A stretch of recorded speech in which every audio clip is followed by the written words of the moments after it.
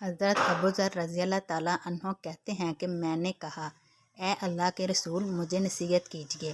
آپ صلی اللہ علیہ وسلم نے فرمایا، جب تم سے کوئی برائی ہو جائے تو اس کے بعد کوئی نیکی کرو جو اسے مٹا دے۔ میں نے کہا،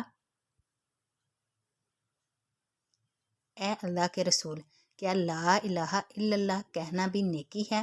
آپ صلی اللہ علیہ وسلم نے فرمایا، یہ تو افضل نیکی ہے۔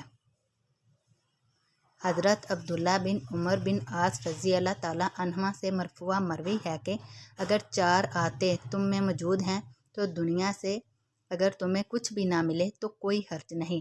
امانت کی حفاظت، سچ بولنا، اچھا اخلاق اور پاکیزہ حلال لقمہ۔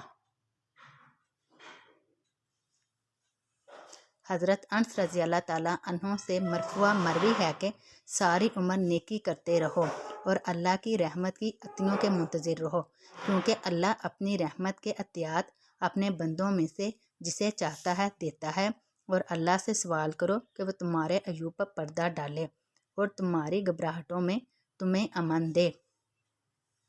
سیدنا ابو ہریرہ رضی اللہ تعالیٰ عنہ سے مروی ہے کہ ایک آدمی نبی کریم صلی اللہ علیہ وسلم کے پاس آیا اور کہا، اے اللہ کے رسول میرے نفس میں بعض باتیں تو ایسی آ جاتی ہیں کہ مجھے آسمان سے گرنا اس سے زیادہ پسند لگتا ہے کہ میں ان کے ساتھ کلام کروں۔ آپ صلی اللہ علیہ وسلم نے فرمایا، یہ تو صریحاً ایمان کی علامت ہے۔